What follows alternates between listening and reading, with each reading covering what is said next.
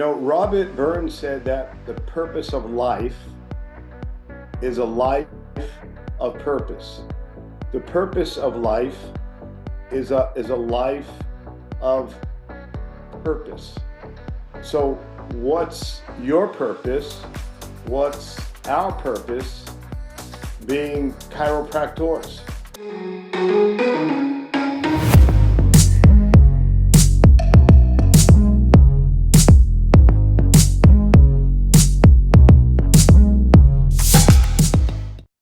Remember when we went to school, most of us, not everybody, but a lot of us had an experience with chiropractic before we got into chiropractic school. Some not.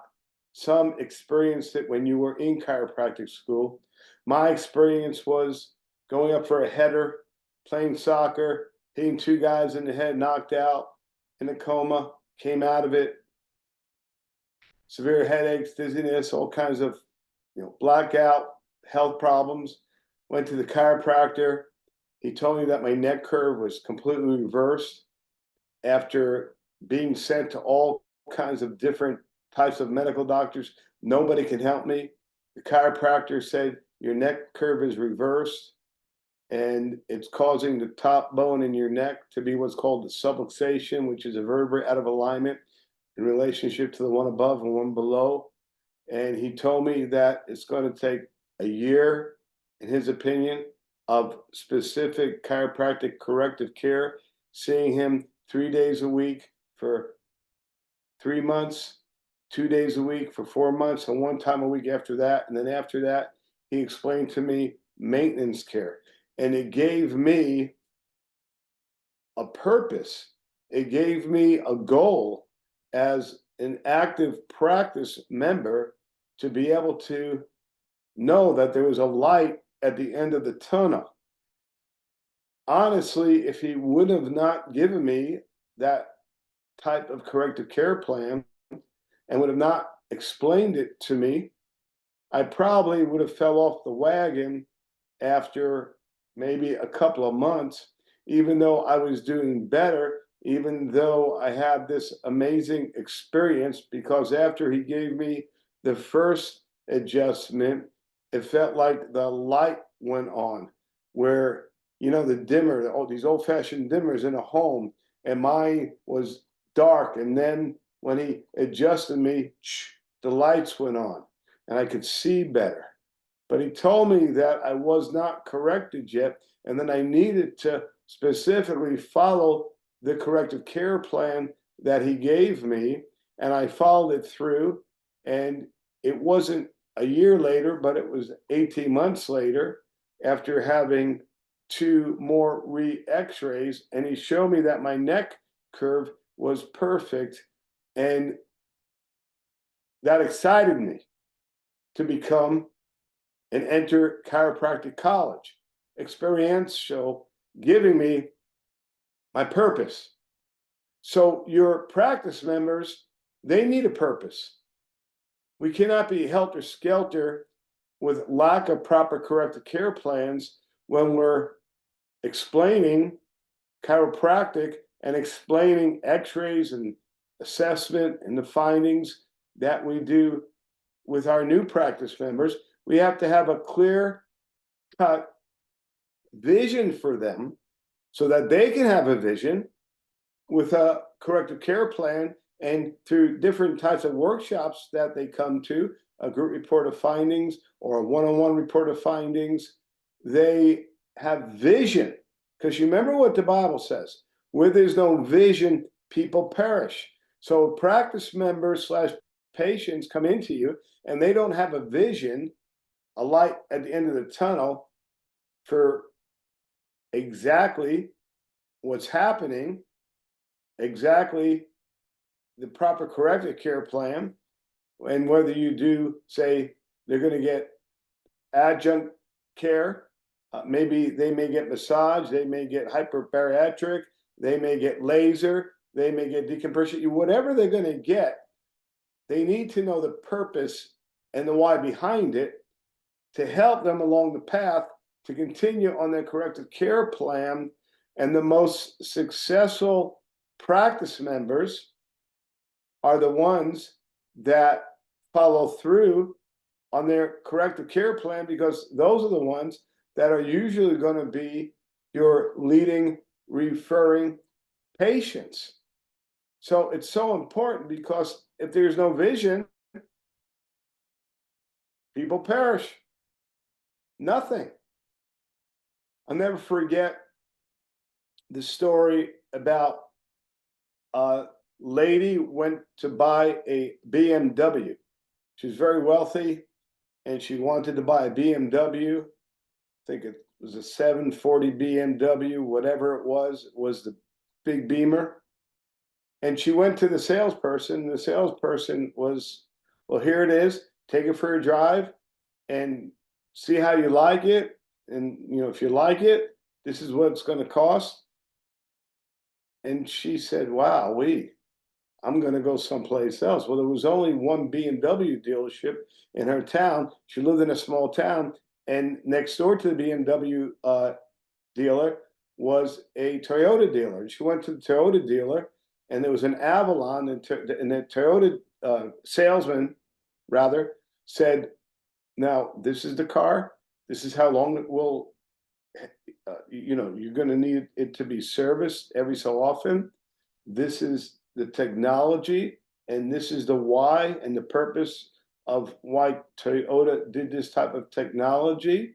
And he went over specifically everything that had everything to do with the car and the future of the car, potential problems with the car, the different services that needed to be done. And she had a vision for the Avalon Toyota, and she ended up buying cash a Toyota, pay cash for the Toyota, and could have had a BMW, but went for the Toyota because of the plan, the purpose, the vision. So what's our purpose of having a team meeting? What's our purpose of having workshops? What's the purpose? If we don't have a purpose, we're going to fail. So many people reach a certain age, maybe 40 or 50, and they keep on talking about retirement. Well, it's good to think about it and have a vision for it, because where there's no vision, people perish. But if you're living as if you're retired and you still have 10 or 15 or 20 years to your retirement, there's not going to be a purpose for what you're doing chiropractically, and your mind is going to be on the retirement, and it's not going to be on purpose on your practice, on your associates, on your day one, day two, on your phone calls, on your team meetings, on your team huddles. Living with a purpose. Martin Luther King said that if you can't live with a purpose, that it's not worth living at all. The former CEO of General Electric, he was in his 90s, like 95 years old, and they asked him, why do you do what you do still? And he replied that if I don't have any purpose to live, why live? This is my purpose. And this guy had all the money in the world. Warren Buffett, 93 years old, saying similar things as this Martin Luther King and the former CEO of General Electric.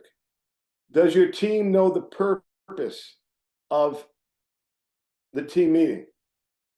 Are they attentive? Are they on purpose? B.J. Palmer said that a principal woman is a principal woman. A principal man is a principal man. Living with a purpose. I recently went to my high school reunion in New York about 3 weeks ago.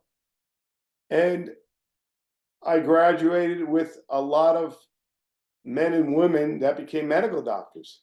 And it was real interesting to Vicki and I, where they're, a lot of them are retired, have nothing to do with themselves, living in the villages in Florida or these other places.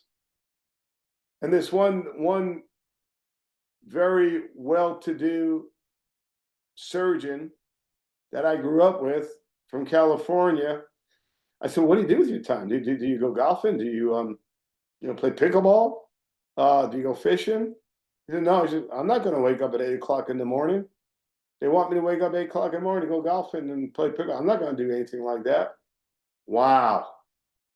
I thought to myself, not being a judge, but boy, what an empty life. Here, you and I, we have a purpose.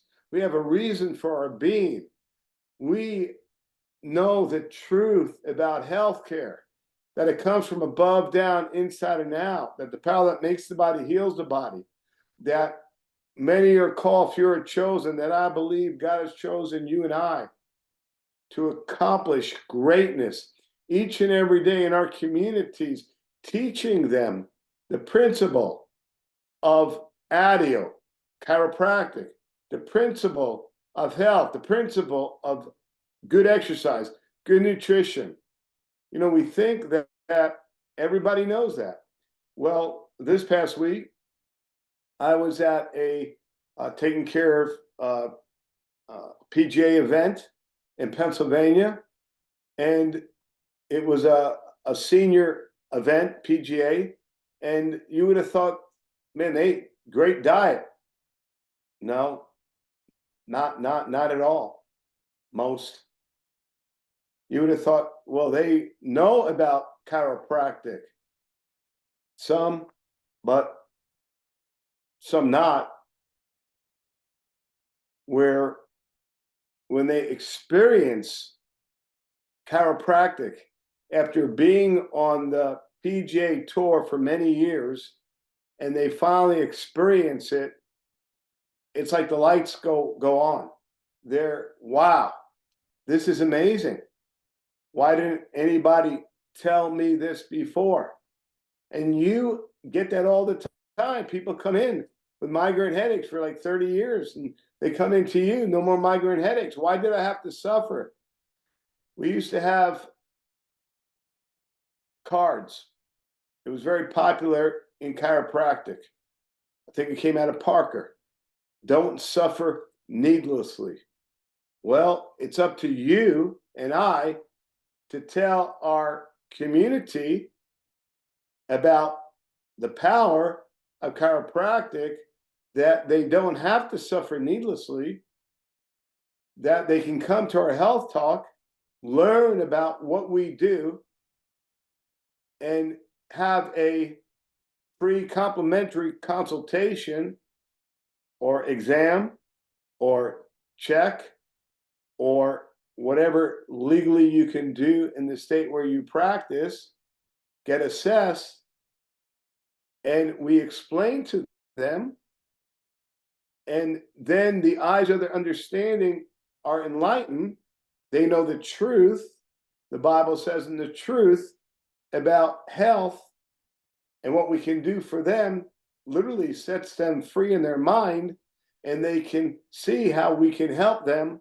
And then we give them x-ray, assessment, complete chiropractic examination, evaluation, and they understand the need for proper, specific chiropractic corrective plans, however you want your plan to be. And then they have a vision for the light at the end of the tunnel.